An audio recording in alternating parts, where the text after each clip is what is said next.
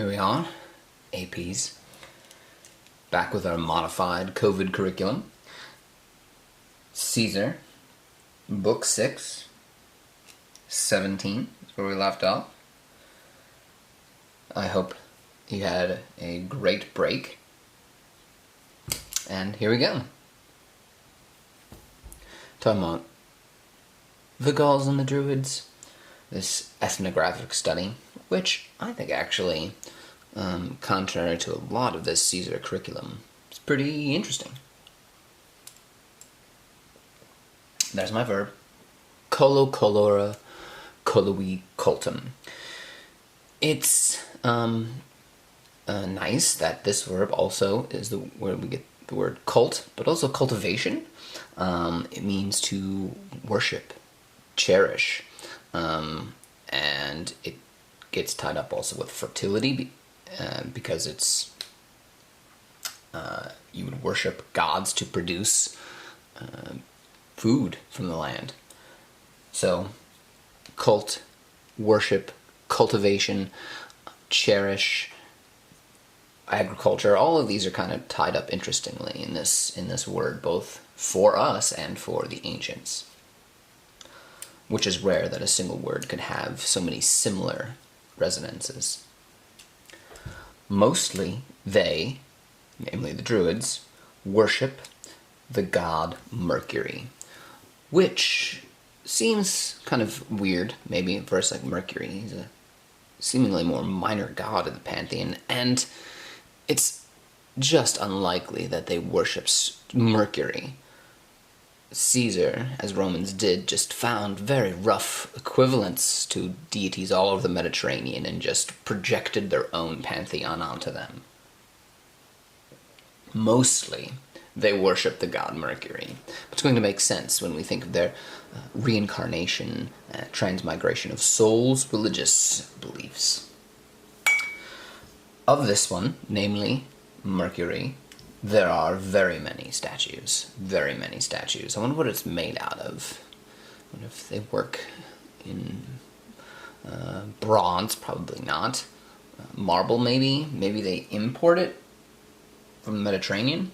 Difficult to know. Alas, can't go back and ask these questions. Pharaoh here, watch out.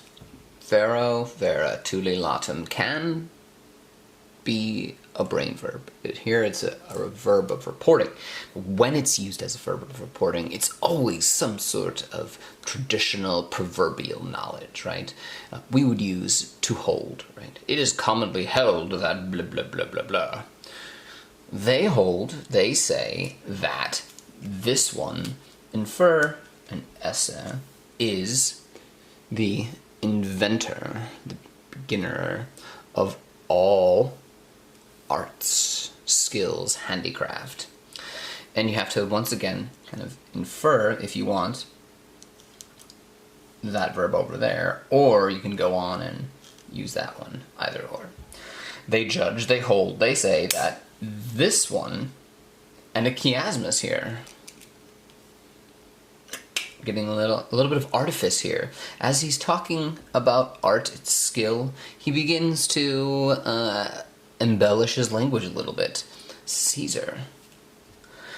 This is the leader, namely Mercury, of paths, roads, and of journeys. And we've mentioned that that's kind of a pan-Mediterranean thing almost, right? The herms, the roadsides we've mentioned earlier in the year. And they judge that this one, hunk, hunk, right? Hunk, hunk, hunk, this one holds the greatest, the highest, the best, the most power in regard toward the seeking of money and profits, gains. So a traveler god is a god of money, profit. After this one, namely, it seems like it's in some sort of rank or hierarchy. Which one do they worship the most after ones here? Apollo, Mars, Jupiter.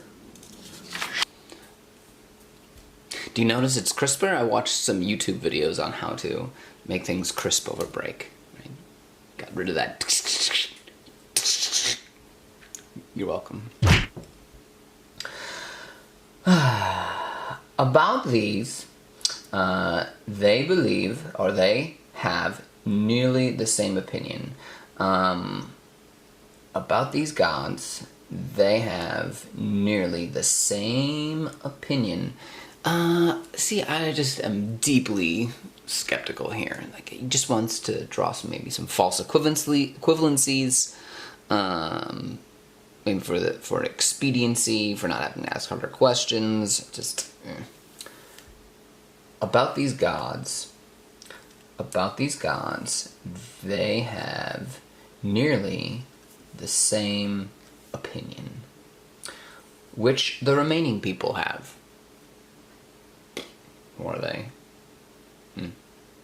And interestingly, this little phrase right here is going to bring on accusative infinitive construction. They have the opinion that Apollo drives off disease, which is weird. So presumably when they sacrifice humans to cure sick humans, that's a sacrifice to Apollo, I suppose?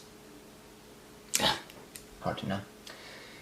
That Minerva handed down or handed across the beginnings of works and of artifice, of, it's the word we get from it, but not quite what we want, artisans, right, is better.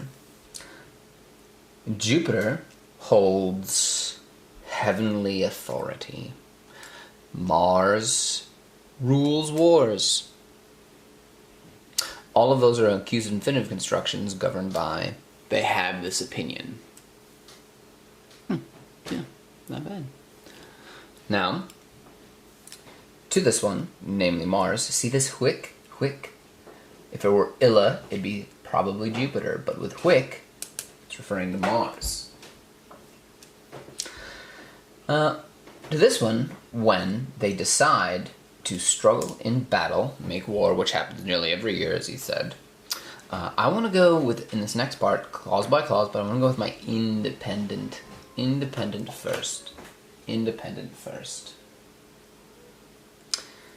They will devote, they will vow these things which, ea quae. Sometimes he won't even put the ea in there, but nicely he does here. Those things which they have taken in war. Then you gotta get that generally in there. Generally. Where do you think the generally goes? Does it modify the verb dewowent or keperent? I'm gonna go with dewowent. So then I gotta go back. They will devote, generally, these things which they have taken in war. I like this subjunctive here with my quae, because it's really a relative clause of characteristic. The kinds of things which they take in war. What are the things you take in war? I'm sure you can conjure a bunch of things. When they have conquered, what are they going to do? Oh, these fire people, fire worshippers, they burn their captive animals. So then you gotta be like, why do they make war in the first place if they're just gonna torch the booty? Why? Ugh. And then they bring the remaining things into a single location. Alright, the remaining things. Presumably the statues, other kinds of goods that the Gauls are able to produce. In many states, this is a little bit of a tricky clause here. It is allowed. Impersonal. Decl is always impersonal. It is allowed, and it always comes with like an infinitive. It is allowed to. It is permitted to.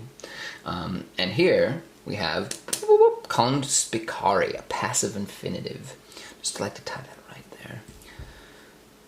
And then it's going to really take almost like an accusative infinitive construction. So here's your accusative, right there. Accusative infinitive. So translated in that order. Accusative infinitive. Accusative infinitive. Is permitted that mounds built of these things, namely those remaining war prizes, it is permitted, it is allowed that tombs, we get tombs or mounds, built of these things in consecrated places. Well, you can see those things. I think Caesar here is giving us a litotes. And it happens not often. And it happens not often. So presumably this says something about the religious piety of the Gauls, that they respect these consecrated places that they're not supposed to touch. Moreover, it's the worst thing that if they get caught doing anything bad and they get cursed by the Druids or ostracized by the Druids, that's one of the worst things. But here, you're like, oh, I don't see a Tom sic editatus anywhere, so it's going to be a purpose clause, so that. But you'd be wrong. A kidit is taking that result clause every time. It's not purpose. And not often does it happen that someone with religion having been neglected, namely the binding ritual, right? The binding, constricting binding ritual, that someone with the ritual neglected either dared to hide the captive things at his crib, at his joint, at his house. It's an idiom. Apud se, if it's talking about a person, if the object of the preposition is a person, then it's like at their house. To hide the captive things at his house, or to raise up the things, pick up the things having been positioned. So you have two neuter, passive participles as the objects of these infinitives. Right? Some nice parallel construction there. It's supposed to be elegant and an economy of words. And Caesar, Caesar, Caesar. Yes, this is right there. You saw the virtue of Caesar's writing and why. You're reading it right now. Did you feel it? Do you feel the virtue?